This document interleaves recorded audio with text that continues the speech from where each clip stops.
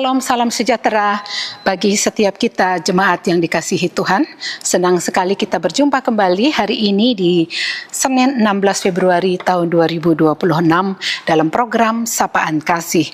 Dua ayat yang akan menjadi bacaan kita untuk menolong setiap kita, Bapak, Ibu, Saudara, dan juga saya untuk boleh menjalani hari ini dengan tuntunan dan kebenaran firman Tuhan. Namun sebelumnya saya mengajak kita semua tundukkan hati dan kepala kita berdoa. Terima kasih Bapa untuk hari baru yang Tuhan karuniakan bagi kami. Tolonglah kami hari ini dengan kebenaran firman-Mu, supaya hidup kami yang satu kali ini adalah hidup yang memuliakan nama Tuhan. Terpuji Engkau Bapa, demi nama Yesus.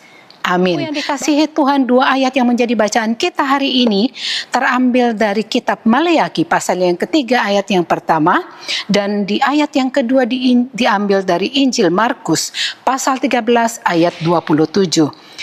Dituliskan demikian dari kitab Maleakhi pasal 3 ayat yang pertama, "Lihat, aku menyuruh utusanku supaya ia mempersiapkan jalan di hadapanku."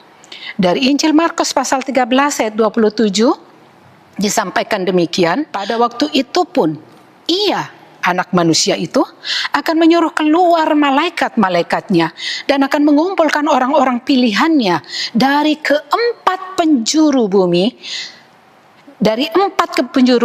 dari ujung bumi sampai ke ujung langit." Demikian Tuhan hari ini, Bapak Ibu yang dikasihi Tuhan, hari ini dari kitab Maleakhi dituliskan, "Lihat, aku menyuruh utusanku." Seorang utusan berbicara tentang seseorang atau beberapa orang yang dipakai oleh sang pemberi pesan untuk menyampaikan kepada suatu kelompok atau suatu umat untuk membawa pesan-pesan tertentu, atau boleh dikatakan membawa mandat tertentu. Biasanya mengenai apa? Mengenai suatu hal, sebuah kejadian atau situasi kondisi yang sedang terjadi pada saat itu, dan sesuatu yang urgent yang membutuhkan penanganan yang serius supaya permasalahan yang sedang terjadi dapat terselesaikan dengan tepat.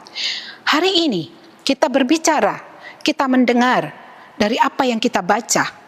Nabi Maleakhi adalah nabi terakhir yang dipilih dan dipakai Tuhan pada masa perjanjian lama untuk menyampaikan kondisi moral yang sedang terjadi di tengah-tengah bangsa Israel, umat tebusan Allah, orang-orang yang sudah dipindahkan dari status mereka sebagai budak di tanah Mesir, dibawa menjadi orang merdeka ke suatu negeri perjanjian. Allah yang melakukan semuanya itu. Dan mereka adalah orang-orang yang sudah berubah status. Tetapi apa yang terjadi? Kehidupan moral mereka masih seperti seorang budak. Mereka bahkan menggunakan kemerdekaan yang Tuhan berikan, pembebasan yang Allah lakukan, sebagai budak menjadi orang merdeka. Mereka hidup sesuka hatinya. Dan semua tindakan amoral itu dilakukan oleh berbagai kalangan masyarakat yang ada. Dimulai dari para imam, para pelayan Tuhan. Mereka menajiskan mezbah Tuhan. Dengan cara bagaimana? Kepada Nabi Maleakhi Tuhan menyatakan, ini loh kondisi moral bangsa tebusanku. Mereka tidak lagi membawa persembahan yang kudus ke hadapanku. Bahkan mereka dengan sengaja mencemarkan mezbahku. Dengan apa? Dengan cara membawa persembahan-persembahan yang tidak lagi kudus, yang najis, yang menyakiti hati Tuhan. Para imam berbuat yang keliru. Tuhan mau dari mulut para imam keluar pengajaran-pengajaran yang benar. Para imam harus memelihara pengetahuan supaya dari pengajaran mereka yang benar, mereka dapat membalikkan orang-orang yang sudah keliru, yang sudah jatuh dalam suatu kesesatan untuk hidup baru sebagai orang-orang merdeka. Tetapi banyak yang terjadi dari pengajaran-pengajaran imam, dikatakan kamu memandang muka. Para pelayan Tuhan, para imam tetap datang kepada Tuhan. melayani mungkin setiap hari Minggu, bahkan dalam perayaan-perayaan agama, membawa persembahan-persembahan, tetapi tidak lagi dengan kekudusan. Ini menjadi catatan Tuhan, menyakiti hati Tuhan, sehingga kemudian dari dosa para imam, dosa para pelayan Tuhan, jatuh, turun juga. Karena dari pengajaran yang keliru, akhirnya banyak orang tergelincir ke dalam berbagai kesesatan. Sehingga kalau Bapak Ibu melanjutkan membaca dari ayat sebelumnya, pasal 2 ayat 17, orang-orang dengan berkata, umat Tuhan berkata, nggak apa-apa kita berbuat yang jahat, Tuhan disenangkan kok. Mereka menjadi orang-orang yang campah kalau dalam bahasa Balinya. Mereka nyampahin kekudusannya Tuhan dengan berbuat sesuka hati. Kemudian Tuhan marah kepada orang-orang yang demikian, kepada umat yang berlaku bengkok seperti itu. Mereka masih berani bertanya, dengan apa kami menyakiti hati Tuhan? Tuhan katakan, kamu menjadi suami dari perempuan-perempuan Allah asing. Yang kedua, kamu membasahi mezbahku dengan air mata dari istri masa mudamu. Bukankah hal-hal demikian kita jumpai hari-hari ini merajalela hampir di semua tempat, bahkan gereja juga tidak lepas dari semua persoalan yang ada itu. Bapak Ibu mencermati media sosial, setiap hari kita membuka, istri menggerebek suami, suami menggerebek istri. Segala macam kejahatan ada di sekitar kita. Bahkan saya merasa tidak ada lagi tempat yang terbebas. Di rumah pun sering terjadi pelecehan. Kalau Bapak Ibu mungkin mengikuti media sosial, hari-hari ini heboh yang namanya The Epstein Files.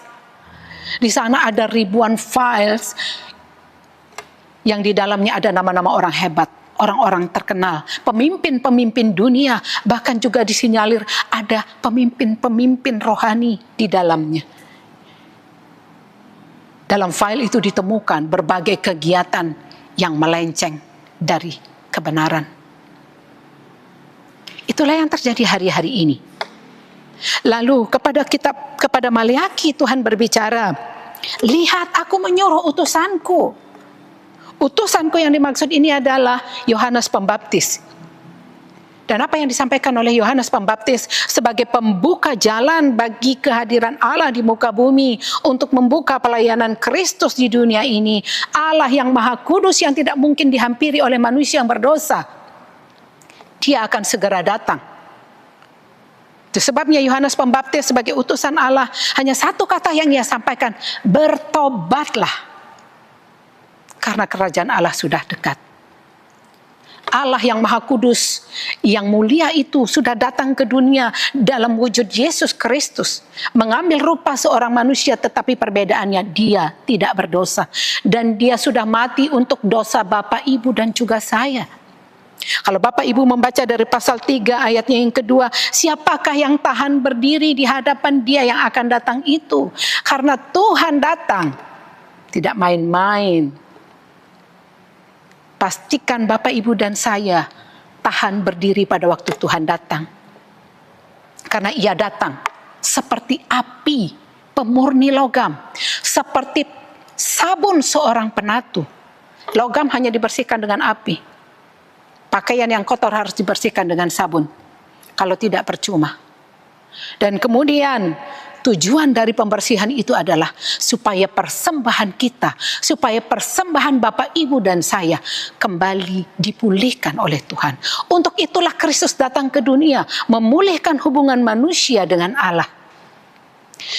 Maka kemudian melalui Yohanes Pembaptis sudah disampaikan, bertobatlah. Kenapa harus bertobat? Jangan mentang-mentang karena Yesus sudah mati untuk dosa Bapak, Ibu, dan saya. Sehingga kita hari ini hidup menyalahgunakan kemerdekaan yang ada. Hidup dengan suka-sukanya kita. Bahkan mungkin seperti yang ada di zaman Maliaki ini. Kita tetap datang beribadah hari Minggu. Kita tetap sibuk dengan perayaan agama. Kita tetap bahkan memberikan persembahan perpuluhan dan lain sebagainya. Tetapi kita juga tetap hidup dalam dosa yang sama.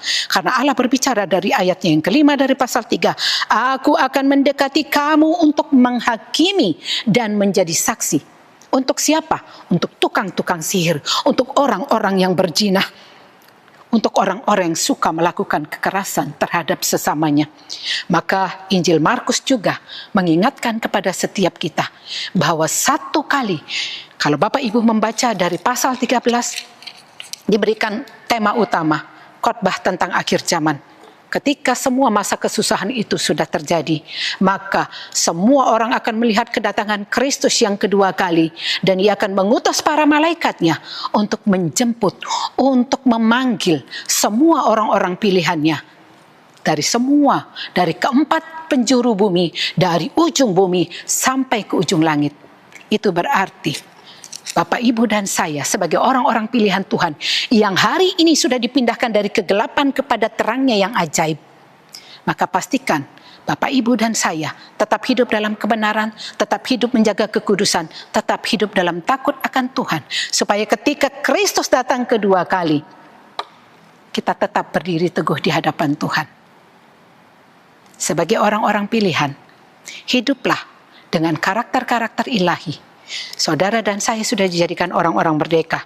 Seharusnya tidak pantas lagi kita menyelubungi pakaian kita dengan segala bentuk kekerasan, dengan segala kesalahan-kesalahan yang berlalu. Tetapi hiduplah seperti Kristus hidup. Karena satu kali kita semua akan mempertanggungjawabkan kehidupan kita di hadapan Allah. Supaya ketika Ia datang, sungguh kita boleh tetap berdiri teguh, tetap didapati nama kita tercatat dalam kehidupannya. Pujian, janjimu seperti fajar.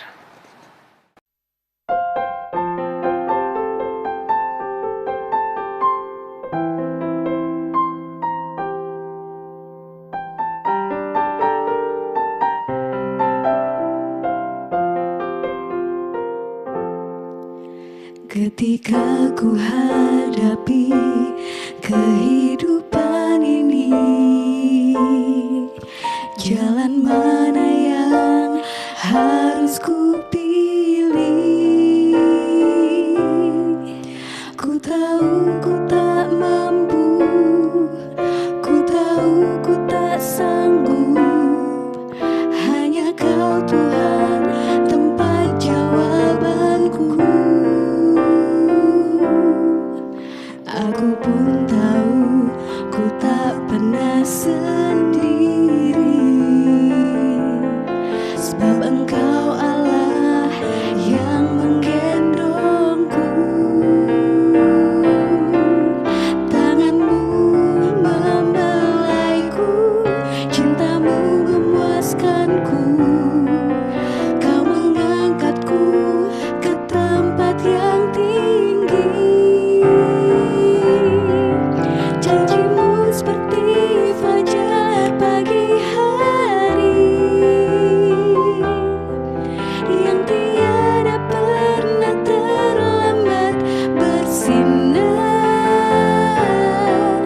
Cinta-Mu seperti sungai yang mengalir, dan ku tak betapa dalam kasih-Mu. Mari kita satu di dalam doa. Bapa, terima kasih untuk firman-Mu yang singkat ini. Menjadi pengingat bagi setiap kami. Sungguh kami hidup di tengah dunia yang penuh dengan dosa dan kesalahan. Beri pengampunan-Mu akan dosa kami. Dan tolong setiap kami supaya kami sungguh-sungguh hidup sebagai orang-orang tebusan Tuhan. Sebagai orang-orang merdeka. Sebagai umat pilihan Tuhan yang tidak lagi hidup dalam kegelapan, tetapi hidup dalam terang kasih Tuhan. Mampukan kami menghidupi firman-Mu supaya nama Tuhan dipermuliakan melalui kehidupan kami. Terpuji Engkau Bapa, demi nama Yesus. Amin. Tuhan Yesus memberkati.